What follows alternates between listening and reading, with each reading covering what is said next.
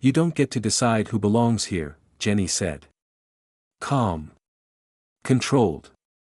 Her voice barely above a whisper, but it cut through the polished hum of first class like a scalpel. Claudia froze, hand hovering over Jenny's boarding pass. She had authority, status, the sheen of power. But she didn't have this. Quiet confidence. A businessman in 2B shifted uncomfortably. The clink of champagne glasses paused mid-toast. Everyone noticed the tension. But no one spoke. You're holding up boarding, Claudia said, lips tight. Her voice carried the edge of someone used to command. She didn't see a 12-year-old. She saw a problem. A disruption. Jenny smiled faintly, handing over her pass. Seat 1A, she said. Simple. No apology. Claudia scanned it, eyes narrowing as the name registered, Sterling. The name should have commanded respect. But Claudia didn't know. She didn't care. This wasn't about boarding passes. This wasn't about airline rules. This was about assumptions. About who belongs.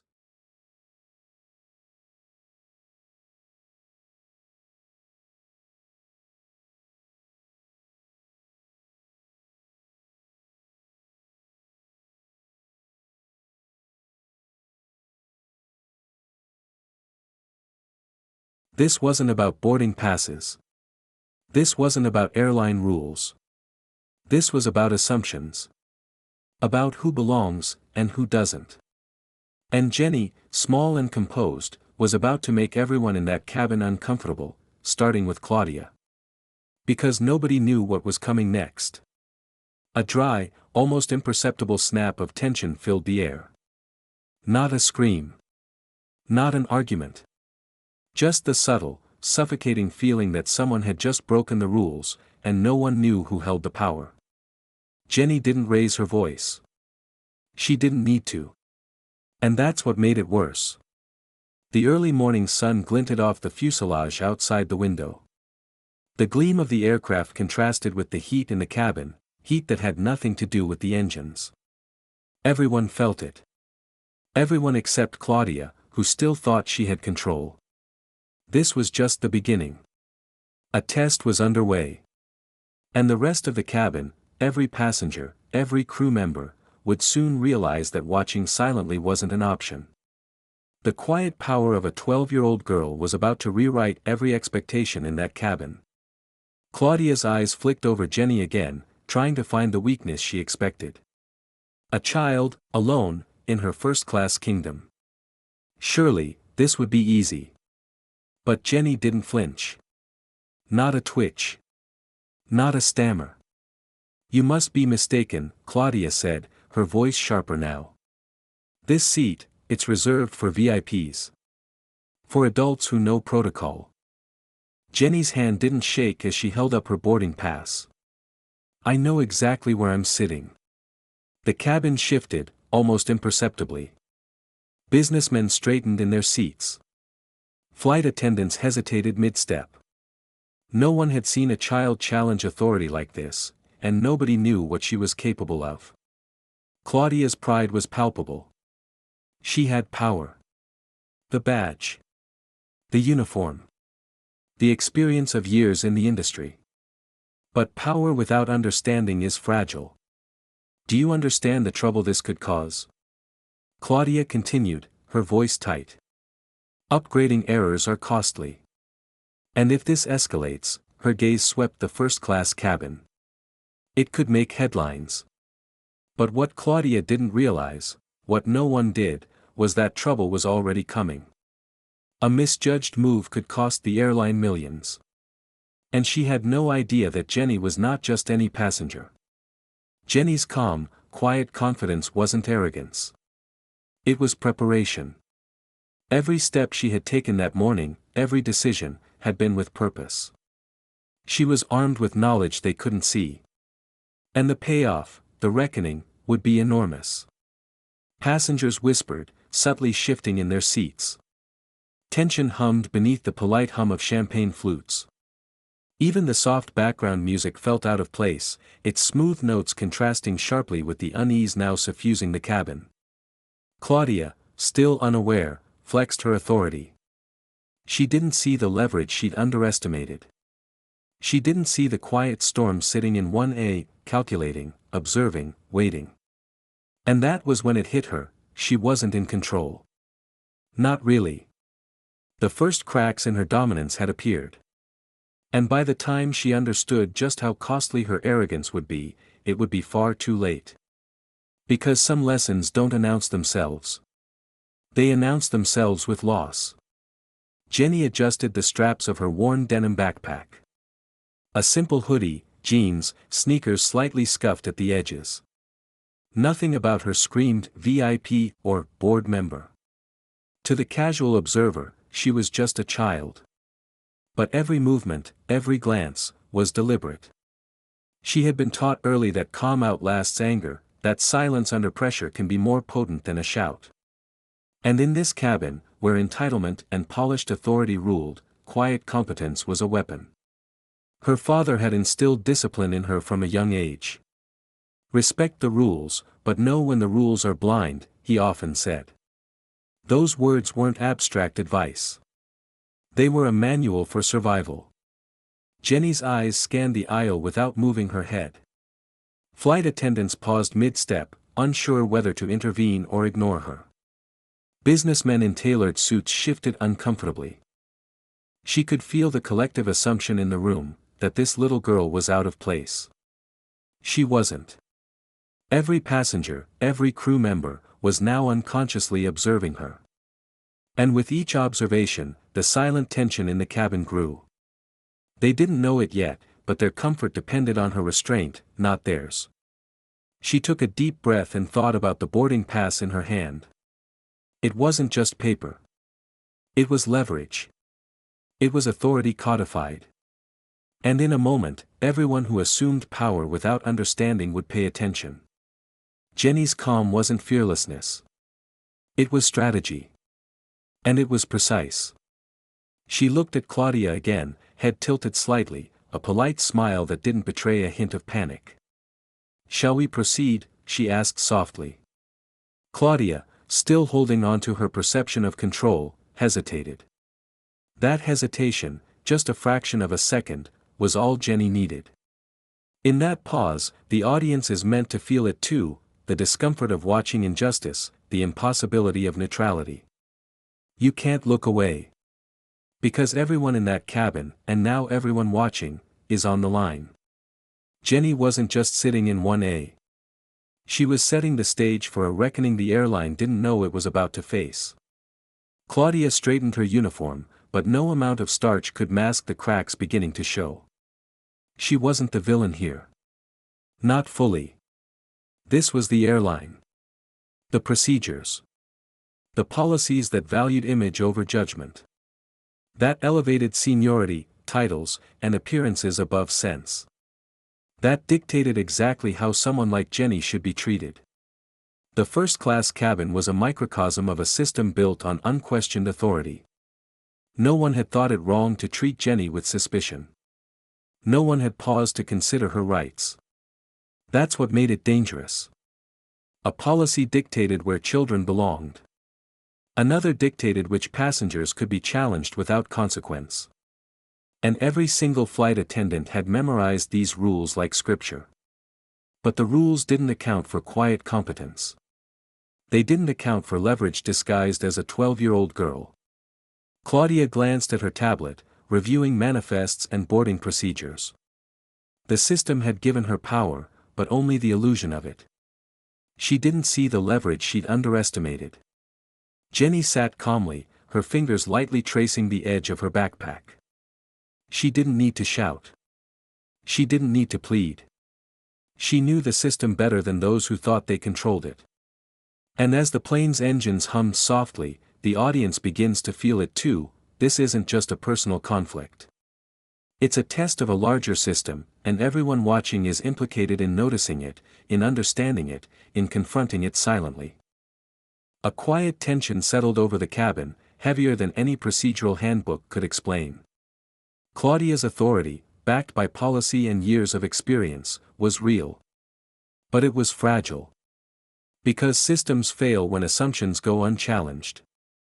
And in this case, the underdog had come prepared to exploit those failures quietly, methodically, without a single raised voice. The stakes were no longer personal embarrassment, they were institutional. Financial, reputational, systemic. And the clock was ticking. Part 5. Absolutely. Here's Part 5, fully expanded for maximum moral pressure, guilt engagement, and audience implication. Most people watching this would look at that cabin and think they're observers. Casual viewers, maybe curious, maybe judging, maybe thinking, that could never happen to me. I would have spoken up. But pause for a moment. Really think about it. Have you ever been in a room where someone was treated unfairly, and you said nothing? Maybe in school. Maybe at work. Maybe in public.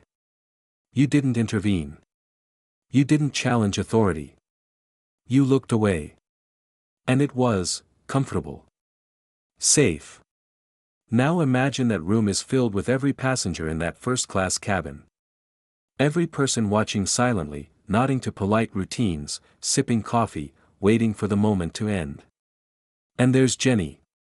12 years old. Polite. Calm. Holding nothing but the truth and a boarding pass that confers more authority than anyone could imagine. Claudia, standing over her, assumes total control. She thinks she's right. She thinks she's justified. She doesn't see the quiet power she's about to underestimate. And yet, everyone else in the room is complicit. Not out of malice. Out of comfort. Out of habit. Out of the way authority always bends in public. Do you feel that tension yet? That uncomfortable stirring in your chest? That maybe, if you were there, you wouldn't be neutral either, but you might hesitate. That hesitation is exactly what the story demands you feel. Because this isn't about watching a narrative. It's about watching yourself in a moral mirror. Every glance you just cast at Jenny's predicament is a reflection of your choices in similar moments. Every second you haven't acted in your own life is mirrored in the silence of that cabin. And while you sit there, maybe safe in the knowledge that it's just a story, understand this, the system depends on that silence. It thrives on it. It multiplies your comfort while someone else pays the cost. Claudia's actions, cold, dismissive, steeped in authority, are only part of the picture. The real weight falls on those who watch and do nothing. Those who see injustice and turn the head of polite indifference. That could be anyone, anywhere, right now. Jenny doesn't know who in the cabin is truly on her side. And neither do you. Do you intervene morally, even if it's only in thought? Do you acknowledge the unfairness, or let it pass? Every micro-expression in the cabin tells a story: the businessman whose eyes dart away, uncomfortable, the flight attendant whose step falters, the passengers whose polite smiles hide silent judgment. None of them acts, yet each is aware. Each feels the pressure. Each interaction, each pause, each glance reinforces one thing: watching without noticing, observing without acting, being comfortable while injustice unfolds. That's complicity. Jenny sits, her hands folded over her denim backpack. Her calm is a mirror. The cabin, the crew, even the audience, everyone is under quiet pressure. You can feel it. You're meant to. Because here's the secret: this story isn't just about her boarding the plane. It's about how systems elevate arrogance and silence compliance, and how a single, quiet, competent person can expose every gap, morally, financially, and institutionally. The air in the cabin, the weight of authority, the silent judgment of every observer, it's all landing on you. If you were there, would you remain neutral? Or would your conscience stir? Just when it seemed the tension in the cabin could not grow any thicker, the door at the front of the plane opened again. A new figure stepped in, the gate manager, someone whose authority overshadowed Claudia's by years of experience and by the weight of company rules. He didn't look at Jenny first. His eyes swept the cabin, calculating, scanning for anyone breaking protocol. The calm he projected was deliberate, rehearsed, the kind that forces everyone else into rigidity. Claudia straightened instinctively. She had assumed she controlled this space. But now, in the presence of higher authority, the rules themselves seemed to tighten around her. The air shifted, tension multiplied. "Is there a problem here?" the gate manager asked, his voice smooth but firm, carrying over the soft hum of the first-class cabin. Not a question, exactly, more a probe, a test of everyone in the room. Jenny's eyes didn't waver. She met his gaze calmly, a quiet assertion, "I am not the problem." But the room reacted as if she were. The passengers, now aware of escalating authority, leaned forward slightly. They didn't speak, but their discomfort was palpable. You could feel it in the air, the unspoken pressure of all eyes waiting for someone to break. The gate manager glanced at Claudia, eyebrows raised. She began recounting the story, the upgrade error, the child in 1A, the rules supposedly broken. But each word was punctuated by the gate manager's subtle judgment. She realized too late that her narrative, meant to justify her power, was amplifying her own embarrassment. Jenny didn't intervene. She didn't argue. She simply remained still, calm, and observant. And the silence became louder than any words could have been. Because in that silence, the cabin, the system itself, began to tremble. Passengers felt it. Flight attendants felt it. Even the gate manager, accustomed to authority bending to protocol, felt it. Jenny's quiet composure was a mirror exposing every flaw in the hierarchy, every assumption about who belonged and who didn't. And the humiliation? It wasn't loud. It wasn't dramatic. It was surgical. Claudia, used to commanding obedience, realized she was being watched and judged, not just by passengers, not just by her peers, but by the system itself. Every action she had taken, every sneer, every dismissive glance, now reflected back on her. Jenny had done nothing yet, she hadn't even spoken, and already the system was unraveling around her. That's the power of quiet competence in a world built on assumption. Every micro-movement matters. Every breath in that cabin contributes to the moral weight in the air. And now, the stakes had doubled. Not only was Claudia at risk, but the company itself, every protocol she had leaned on, and the reputational fortress the airline depended on were all vulnerable. The audience should feel it too. That tightening in the chest. That discomfort in watching authority falter. That creeping awareness, if you were in this room, you'd feel it too. You can't just watch neutrally anymore. Because the story isn't over, and the consequences haven't even begun. Claudia had assumed she was in control. That the rules, the uniforms, the polished authority, were enough to bend reality to her will. But she had misread the power in 1A. Jenny, 12 years old, was not just a passenger. She was armed with knowledge, leverage, and a position that Claudia could not comprehend, a position that carried consequences the airline wasn't prepared for. The boarding pass in Jenny's hand wasn't just paper. It was validation from the highest level, a symbol that behind her quiet composure, the airline's own internal hierarchy was already compromised. Every rule Claudia cited was undermined by Jenny's authorization, unseen, unquestioned, and irreversible. Passengers didn't notice yet. The gate manager assumed he had oversight. Claudia assumed she could still assert dominance. But the system had been quietly rigged against her arrogance. Jenny's gaze swept the cabin subtly, catching the eye of a senior flight attendant. A nod. Not loud, not dramatic, but a signal. She knew how the rules worked, she knew who had authority, and she knew how to wield it without anyone realizing she had. And the irony was sharp, the people used to power had no idea they were being exposed. They thought Jenny was alone, powerless, a child in a world too big for her. But what they could not see. Knowledge of internal policies that could invalidate Claudia's authority instantly. Pre-verified boarding that bypassed typical first-class scrutiny. A network of silent observers in the cabin, ready to watch and document missteps. It was subtle. It was quiet. But it was devastating. Claudia tried again, leaning over Jenny's seat, voice raised just slightly. You can't. Jenny cut her off with calm precision. Actually, I can, she said softly. And the policy confirms it. The cabin went still. You could almost hear the collective breath held by everyone, staff, passengers, and audience alike. This wasn't just a minor confrontation. It was a systemic reversal in progress, orchestrated with the poise of someone who had anticipated every move. Claudia's color shifted. She realized, too late, that her assumptions had led her into a trap. The humiliation she had been expecting to inflict was reversing. Now, she was the one exposed, the one judged, silently, yet unmistakably.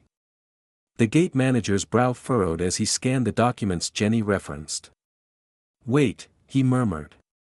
His voice carried authority, yet uncertainty crept in. Even he had not anticipated the leverage wielded by a 12-year-old underdog. And the audience, you, watching this unfold, is meant to feel the moral gravity of it. To realize that systems empower those who know the rules, even if they appear weakest on the surface, and that arrogance, when unchecked, can be surgically dismantled without violence, without drama, but with precision. The first major reversal wasn't about shouting or force. It was about knowledge, composure, and quiet confidence. And in the cabin, everyone was about to witness what happens when authority misreads power. Because in that moment, the scales of control had already shifted, and no one, not Claudia, not the gate manager, not the passengers, could ignore it. Most stories end here. The moment when tension peaks, the underdog shows competence, and the audience breathes, thinking, well, that's impressive. Crisis averted. But this story doesn't end here. Not for Jenny. Not for the airline. And certainly not for you, the viewer. Because what happens after the cameras stop rolling, after the cabin lights dim and the passengers resume polite routines, is where the true cost of assumptions, arrogance, and systemic blindness becomes undeniable. Claudia straightened her uniform one last time before retreating to the galley. She thought the confrontation was over. She thought she had survived. She had not. The undercurrents of authority, leverage, and misjudgment she had triggered would follow her long after the flight landed. The company didn't know it yet, but the ripple effects of her miscalculation would soon be counted in dollars, reputations, and whispers through boardrooms far removed from this cabin. Jenny, seated quietly, adjusted her backpack once more. She wasn't celebrating. She didn't need to. She was aware of the hidden costs her presence and patience were about to impose, not on herself, but on the system that had underestimated her. This is where most viewers would normally drift away. The moment where the adrenaline fades, where the polite closure tempts them to click next or scroll down. But you can't leave now, because what you're about to see is what nobody talks about when the headlines die. The hidden costs are rarely obvious. They don't announce themselves with fireworks or dramatic confrontations. They seep in quietly, measured in the cold precision of finance reports, HR memos, and whispered apologies. When the flight finally landed, Claudia's name was already flagged in the airline's internal reporting system. The senior management team received notes outlining protocol breaches, not about Jenny, but about the systemic failure that allowed an underage passenger to expose the weaknesses of authority and procedure simultaneously. Every decision Claudia had made, every condescending word, every assumption about who belonged and who didn't, now carried weight. And weight translates into numbers. By the end of the quarter, the decision she made, under pressure, out of arrogance, and without understanding the full hierarchy, would cost the airline over $2.7 million in corrective actions, reputational management, and lost goodwill.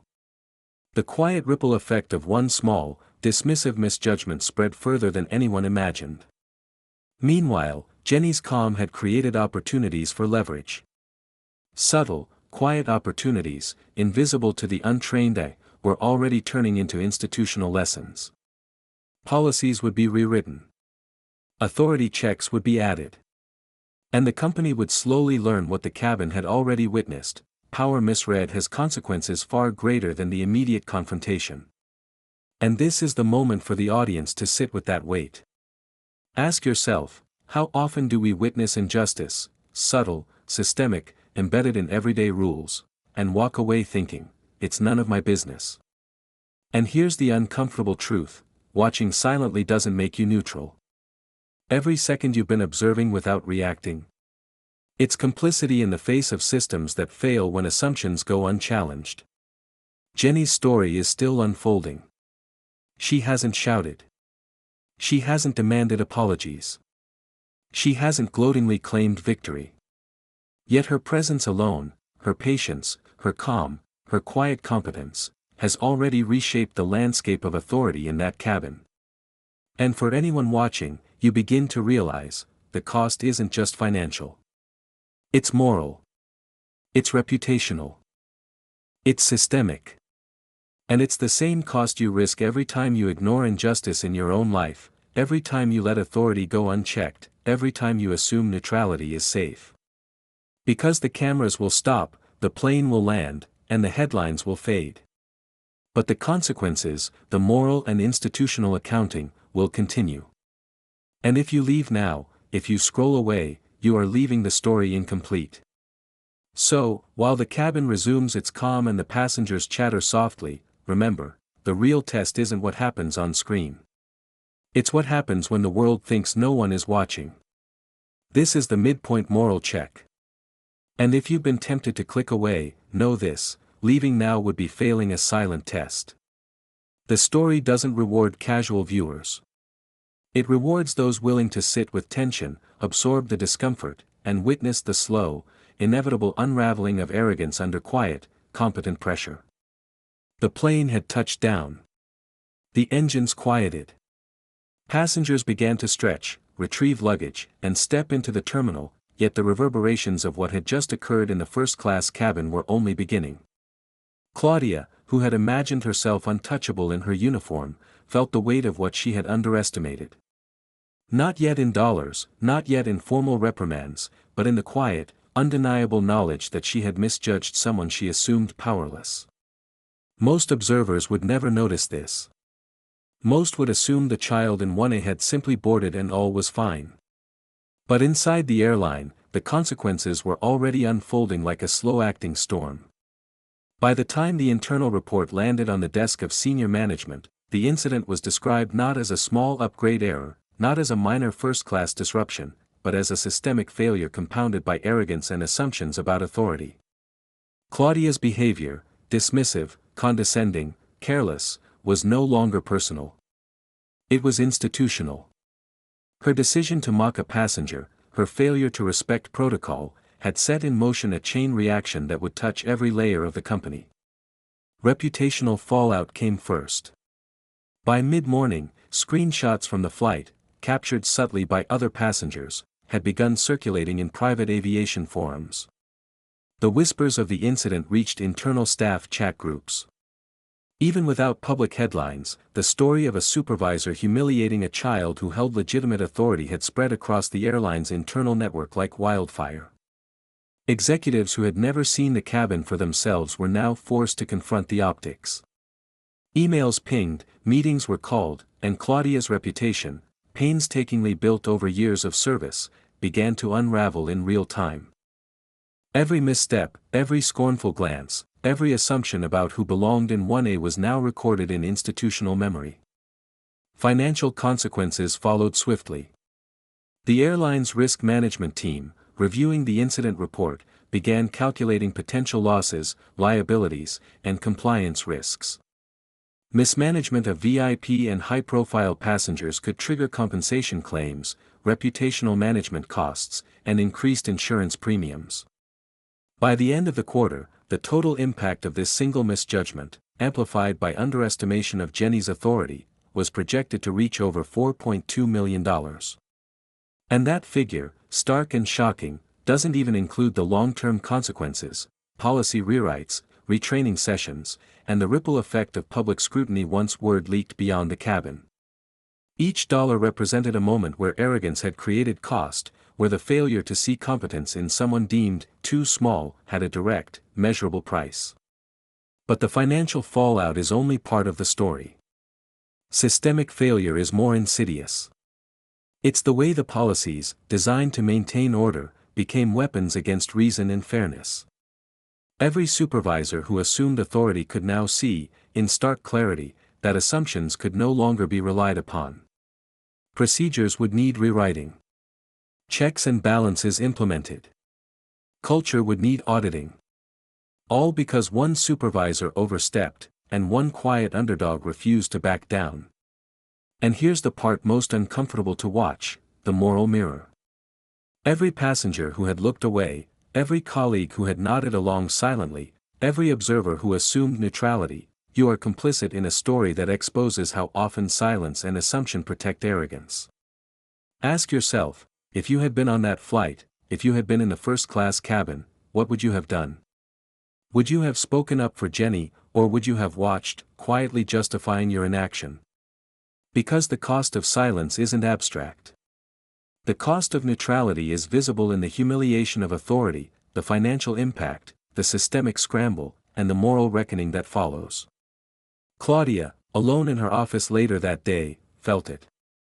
Not the numbers, not the memos, she felt the weight of recognition that she had misread someone she had underestimated, and that the world would measure her misjudgment in both dollars and consequences. Every glance at her own reflection reminded her that power without understanding is fragile. Meanwhile, Jenny, quiet and composed, had already begun the process of moving forward. No gloating, no celebration, only the patient awareness that the system had been exposed, and that she had executed her leverage without ever raising her voice. This is where the first real engagement with the audience becomes unavoidable. You, watching this story, cannot remain neutral either. The discomfort is intentional.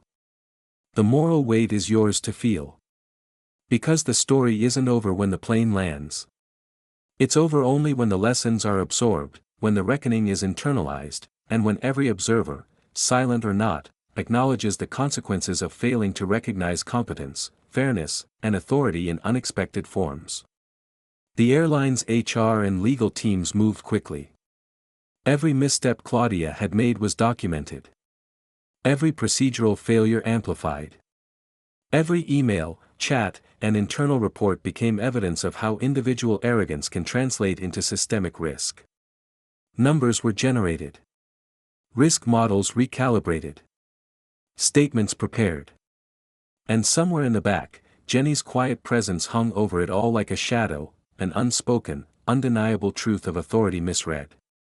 And here's the part that hits hardest for you, the viewer: watching this unfold without internal reflection is the same as contributing to the culture that allows arrogance to thrive unchecked. Every glance you cast at Jenny's calm competence, every second you imagined yourself as neutral, every temptation to look away, you were being tested. Because the system, the airline, the hierarchy, the policies, the assumptions, thrives on that silence. And yet, the cost, stark and measurable, lands squarely on those who overestimate their authority and underestimate the quiet, prepared, competent underdog.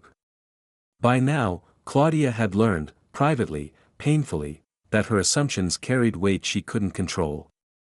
The $4.2 million loss wasn't just a number.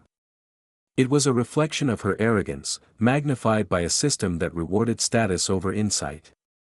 The gossip she tried to suppress didn't stay contained. Colleagues whispered in hallways. The incident became a case study in what happens when power is misjudged. And the audience, watching this story, begins to realize something essential: leaving now, clicking away, scrolling down, doesn't let you escape the moral test. Because the story's power is in implicating you. In making you uncomfortable. In showing how assumptions, authority, and silence create consequences far larger than the immediate moment.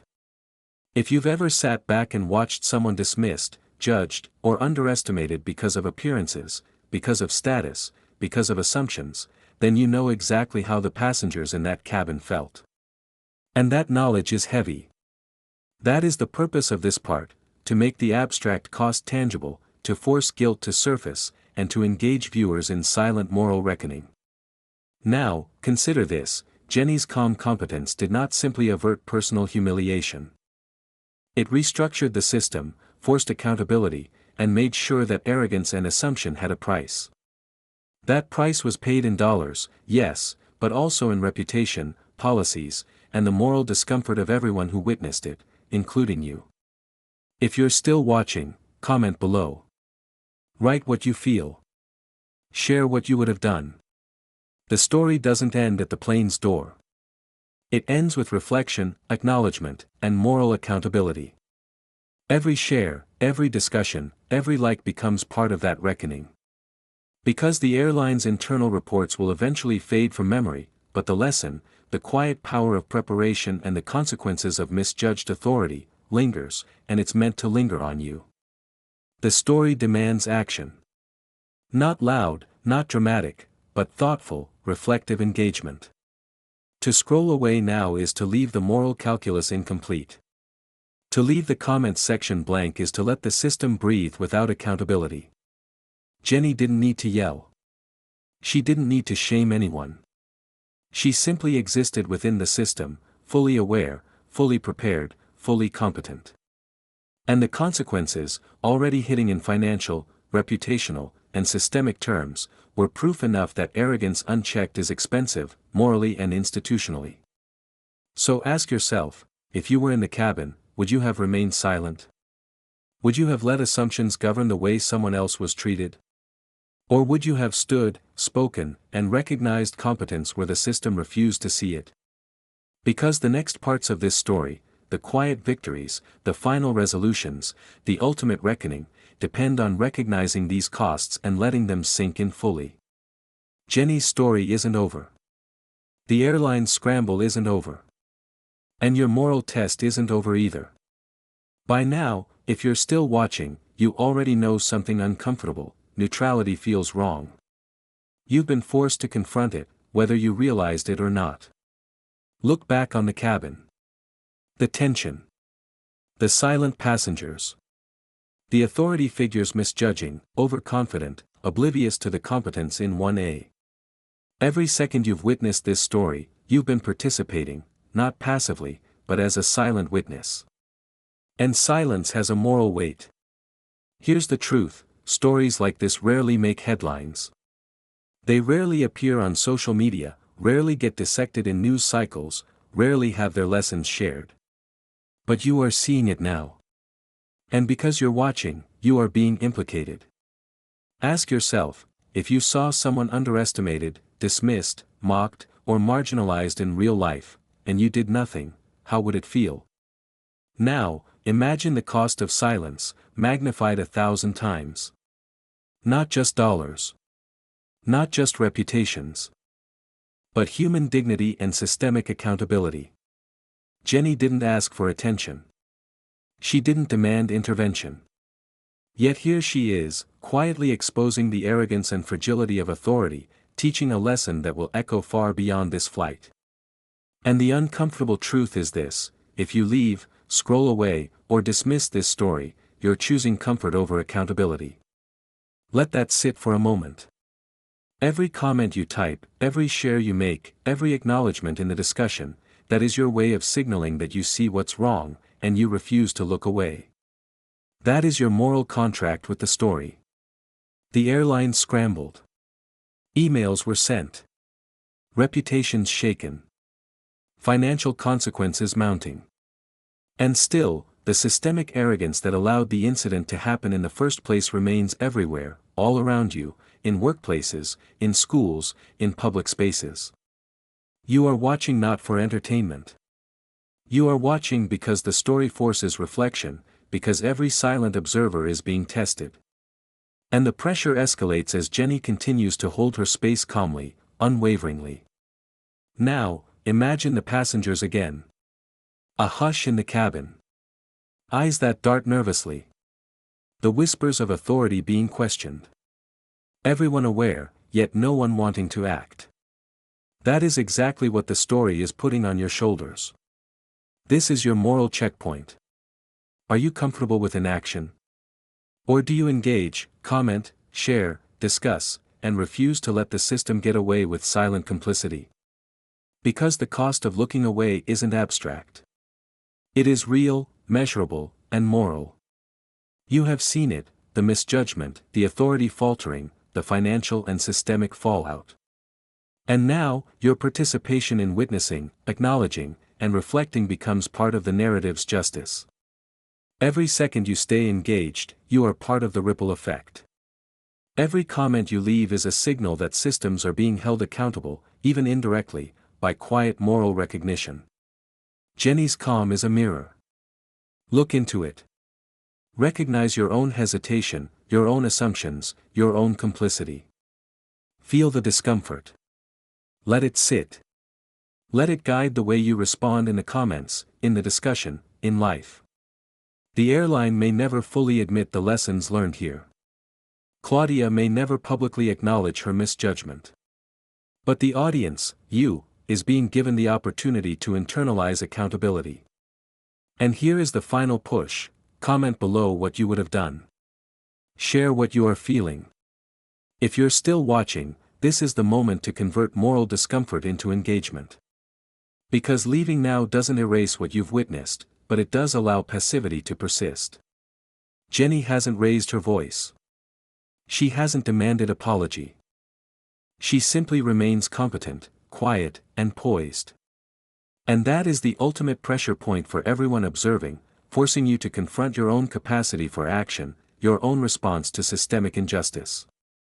If you scroll past, if you leave this video without engagement, know this: you are failing the moral test the story has set for you. The narrative's power isn't in the conflict itself, it's in how it implicates you. And the system? It waits for observers to falter, to look away, to remain silent. Don't let that happen. This is your moment to act, morally and consciously, and signal that competence, patience, and quiet courage matter more than unchecked arrogance. Because the next stages of the story, reflection, quiet victory, and the lasting consequences, will only land fully if you've engaged now, acknowledged the moral discomfort, and accepted the implicit contract of observation. You can feel it in your chest. That tightening. That unease. That sense that leaving would be wrong. That's exactly what the story intends. Now, pause for a moment. Think about every time you've let authority go unchecked. Every time you've watched injustice quietly unfold and told yourself it wasn't your business. Every time you assumed neutrality was safe. This is your opportunity to acknowledge it. To comment. To share. To signal. To participate in moral accountability without needing to shout, without needing to escalate. The system will not thank you. It will not reward you. But your conscience will recognize the action, and that is the point. This is the second guilt trip engagement, and it is designed to make every viewer feel the moral weight of the story. It is designed to escalate tension, because the consequences haven't ended. The system is still fragile. Claudia's authority still trembles. And Jenny's quiet control still exposes every weakness left unchallenged. So now, engage. Reflect. Leave your mark in the discussion. Every comment, every share, every acknowledgement is a tiny act of resistance against unchecked authority. Because the story doesn't ask for applause. It asks for acknowledgement. It asks for reflection. And it asks for the uncomfortable understanding that watching isn't enough, moral engagement is required. If you leave this section without signaling your awareness, know this: you are part of the silent majority that allows systems to fail. And that silence has a cost, just like the misjudgment you've been witnessing. Take a moment. Look at the cabin once more. The polished leather seats. The muted gold accents. The hum of the engines. Everything seems ordinary. Calm. Controlled. Yet beneath this polished veneer lies a network of assumptions, hierarchies, and unspoken rules that govern behavior far more than policy manuals ever could.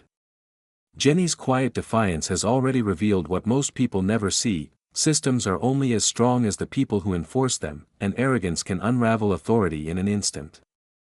And this is the lesson the audience must feel, not through preaching, not through statements about right and wrong, but through the subtle, almost invisible patterns that govern behavior. Claudia didn't fail because she was evil. She failed because she assumed appearances defined authority. She assumed compliance was guaranteed. She assumed that no one could quietly wield competence in a space she considered hers to control. And that, quietly, is the systemic pressure everyone participates in. Look closer. The airline isn't just a collection of flights, staff, and policies.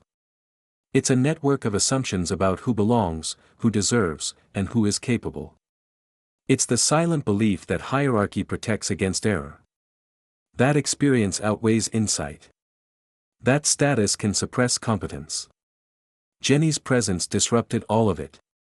A 12-year-old with calm determination, strategic knowledge, and quiet leverage exposed how fragile these systems really are.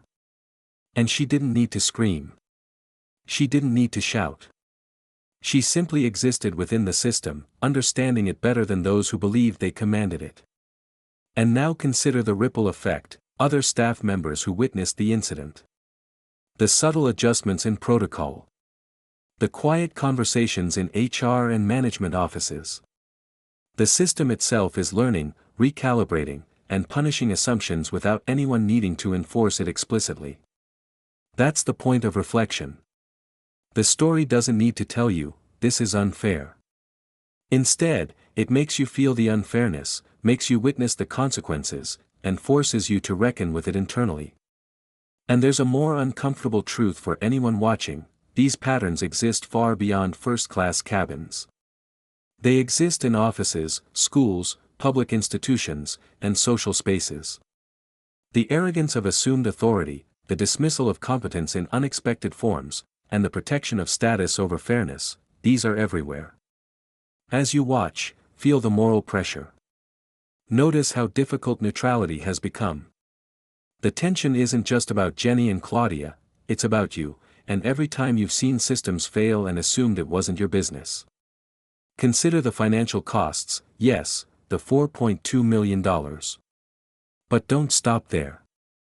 Consider the reputational impact, the internal panic, the subtle shifts in corporate culture. These are real consequences of arrogance and oversight. They are the hidden costs of a system built on assumptions and hierarchy rather than merit and awareness. Jenny's quiet victory isn't just personal. It's structural. It forces the organization to reflect. It forces the employees, the passengers, and even the audience, you, to reflect. And that reflection isn't comfortable. It's meant to be uncomfortable. Because real systems don't fail dramatically in public. They fail quietly, persistently, until someone sees it, and acts. The broader lesson is clear: authority is not infallible. Hierarchy is not synonymous with wisdom. Power, when misapplied, creates measurable harm. And those who fail to notice, fail to act, or fail to challenge it share in the moral cost. Now, bring your attention back to the cabin. Picture the passengers once again: whispers, shifting eyes, subtle nods. Notice the silent acknowledgement of what is happening. They are not applauding. They are quietly recognizing that the rules, the assumptions, the status quo, have been disrupted, and that disruption is correct, inevitable, and necessary. And here's the tension for you, the audience: watching from afar, you occupy a space like those passengers. You observe, you see the failure, you see the competence. And now, just like them, you cannot disengage without a moral cost. Jenny's reflection isn't just about defeating Claudia. It's about highlighting the fragility of systems that reward arrogance over understanding, appearances over insight, and assumptions over verification. It's about showing that patience, knowledge, and quiet composure can dismantle power without shouting, without confrontation, without theatrics, simply by existing with moral clarity and competence. Consider Claudia again. She is not villainized. She is human. She is flawed. She is emblematic of any system that prioritizes hierarchy over equity, confidence over competence, status over justice. The lesson isn't personal revenge. It is systemic accountability. And here is where the emotional saturation hits hardest. Imagine being in the room, in the system, in the hierarchy, and seeing it all collapse quietly around you. Imagine the weight of recognition, the sting of embarrassment, the knowledge that every micro-assumption you held is now invalidated by a child who understood the rules better than you ever did. This is where the audience is meant to sit with tension, with moral discomfort, and with reflection. The story is not finished, it cannot be, because systems like this never finish quietly, and neither can your moral reckoning. You begin to feel it. The tightness in your chest. The subtle urge to comment. To engage. To participate in acknowledgement. That is intentional. The story doesn't reward passive consumption. It rewards conscious observation, moral engagement, and willingness to sit with discomfort. And in that engagement, the reflection expands. You start to recognize other places where similar patterns exist. In your office.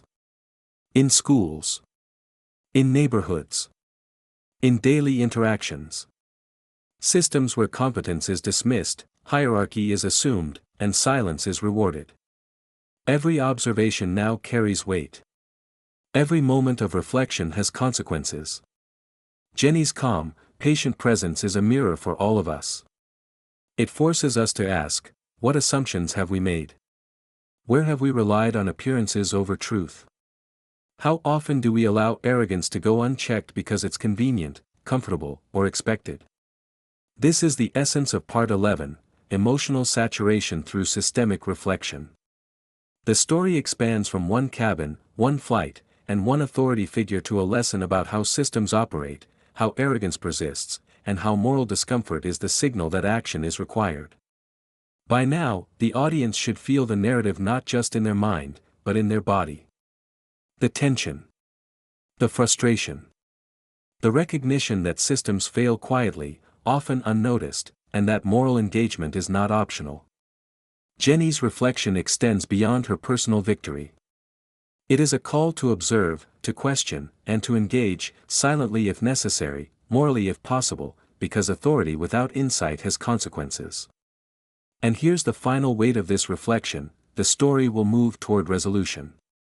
There will be consequences, there will be a quiet victory, but the systemic lesson lingers. It is uncomfortable. It is unavoidable. It is yours. The audience, having watched the escalation, the first moral reversal, the hidden costs, and the second guilt trip engagement, now sits in the thick of reflection, morally saturated, emotionally engaged, and forced to reckon with the fragility of systems, the arrogance of authority, and the quiet power of competence. The story doesn't end with applause or dramatic resolution. It ends with you, the observer, understanding the weight of what you've seen and carrying it forward. And that, more than any dramatic confrontation, is the enduring consequence. The plane is emptying. Passengers shuffle past, unaware of the subtle war that just unfolded in the first-class cabin. Champagne flutes are drained, the hum of conversation resumes, and the polished environment seems undisturbed. To most, it appears as though nothing remarkable happened. But if you look closely, you see the true victory. It isn't loud. It isn't celebrated. There are no confetti cannons, no public apologies, no triumphant announcements. Victory, in this story, is measured in subtlety, in the quiet understanding that the system has been exposed and recalibrated. Jenny gathers her belongings, adjusts her denim backpack, and walks down the aisle with the calm composure of someone who knows exactly what she has accomplished. She hasn't shouted. She hasn't gloated. She hasn't asked for recognition. Yet, her presence alone has redefined authority. Claudia, on the other hand, retreats into the galley, aware that her overconfidence and assumptions have been documented, analyzed, and recorded. She feels the quiet sting of accountability, not imposed by public spectacle, but by systemic awareness. Every action she took, every misjudgment, is now a lesson for those who run the airline. Victory here is not about changing Claudia. She will not apologize publicly. The company will not stage a dramatic correction in the terminal. Jenny's win is far subtler, it is institutional, procedural, and invisible to the casual observer. The rules are shifting because she held her ground. The authority that assumed control without understanding is now checked. And this is where the audience fully internalizes the lesson: success isn't always loud, and justice isn't always visible. The world rarely rewards virtue with applause. Often, it rewards the patient, the composed, the strategically aware, those who navigate systemic failures with knowledge, calm, and quiet competence. The airline's internal mechanisms are already working differently. Policies will be rewritten. Supervisors will be retrained. Checks will be implemented. Every ripple of Jenny's composure will affect future flights, future authority interactions, and future passengers. She doesn't need recognition, the system now carries her impact forward. And for the audience, the lesson is layered. Look beyond immediate victory. Look at the long-term recalibration of authority, the systemic shift, and the quiet reinforcement of competence over assumption. That is the essence of the underdog story that transcends personal triumph. It becomes structural, measurable, and enduring. Jenny walks off the plane, unseen by the public, unnoticed by the media. Yet, every step she takes represents a calculated victory over arrogance, over misjudgment, over assumptions embedded in the system itself. Consider the passengers again. To them, nothing seems amiss. Yet internally, each observer has registered the disruption of expected authority. Some will tell stories, some will reflect, some will adjust behavior in subtle ways. Jenny's quiet victory is multiplying through influence, not spectacle. The narrative here underscores an important principle. Victory in systemic struggles is rarely theatrical, but it is no less powerful. The quiet, patient, competent individual can reshape structures, influence culture, and expose flaws without ever raising their voice. Financial consequences, systemic adjustments, and reputational recalibration continue in the background. Claudia's career, while intact in title, now carries a subtle burden: the knowledge of misjudgment and its measurable consequences. The company, too, cannot ignore the ripple effects: a $4.2 million lesson in arrogance and assumption quietly implemented. Jenny's win is also psychological. She knows the rules, understands the stakes, and remains composed under extreme pressure. She embodies the principle that power misread has consequences, and that quiet awareness is as formidable as any overt confrontation. And now, for the audience, there is a critical moral takeaway: notice how victory is achieved. It is not in the public confrontation, not in dramatic spectacle, not in gloating. It is in quiet competence, in calm persistence, and in strategic patience. This is the final reflection for the story: systems, authority, and hierarchy may appear rigid, but one well-prepared, composed individual can create irreversible change without raising their voice. And when that happens, the victory resonates quietly, profoundly, and persistently. The story closes not with fireworks, but with a subtle recalibration of the system and a lasting moral imprint on those who witnessed it. Jenny's victory is quiet, but the lesson is loud: assumptions fail when met with competence, arrogance falters when confronted by knowledge, and systemic flaws are exposed by those who understand their leverage. And as you, the viewer, process this, remember that leaving now or scrolling away isn't neutral. You've observed, reflected, and been morally tested. Your engagement, whether through comments, shares, or internal reflection, is the final step in completing the moral contract that the story demands. Jenny walks away. The flight concludes. Systems adjust. Authority recalibrates.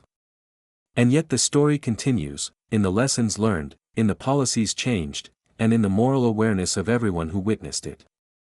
Victory, in this narrative, is subtle, patient, and systemic. And for those who watch carefully, who reflect deeply, and who engage morally, it is enduring, instructive, and impossible to ignore. The cabin is empty now. The engines hum softly. The passengers have gone, unaware of the quiet upheaval that unfolded in 1A. Yet, the story doesn't end here, it continues with every reflection, every conversation, and every moral choice made by those who witnessed it, like you. Jenny's calm, patient authority exposed arrogance, revealed systemic cracks, and reminded us all that power unchecked has consequences. If you're still watching, it means you didn't look away. You didn't scroll past. You stayed in the room, felt the tension, sat with the discomfort, and allowed yourself to be implicated. That choice, staying engaged, is the quiet moral victory of this narrative. Every moment you spent here, every pause, every thought, every mental reckoning, that is your participation in the story's justice. And now comes the responsibility, not to reward, but to deepen your awareness, to expand your moral engagement, and to join a community that refuses to look away. Hit the subscribe button and turn on your notification bell to join Black Uncut Stories channel and community. Here, stories aren't told to entertain. They're told to illuminate, awaken, and preempt you to recognize patterns of injustice, and measure the cost of neutrality. If this story stayed with you longer than you expected, then you already know why this channel exists. Every story you see here is a mirror, reflecting systems, revealing human flaws, and shining a light on those who refuse to compromise integrity. Engage now. Share your thoughts in the comments. Discuss what you would have done if you were in that cabin. Reflect on the patterns you see in your life, your workplace, and your world. This is how moral accountability spreads, not with noise, but with acknowledgement, conversation, and conscious observation. And as you do, remember, subscribing is not a request for entertainment. It's a choice to remain aware, to remain vigilant, to stay in the moral contract that stories like Jenny's establish. When you subscribe to Black Uncut Stories, you're saying, I will not look away. I will not normalize arrogance. I will see, reflect, and act where I can. The story may have ended in the cabin, but it continues in the ripple effects, in the recalibration of systems, and in every reflection you carry forward. And for every story we share, you become part of the silent but powerful accountability network that keeps these lessons alive. So don't just leave. Stay engaged. Comment. Share. Reflect. And above all, subscribe. Because the world needs watchers, people who refuse to look away, people who recognize subtle victories, and people who understand that silence has a cost. The next story is already being told, and the lessons are real, the moral contract is yours to honor. It's your turn to carry the ripple forward.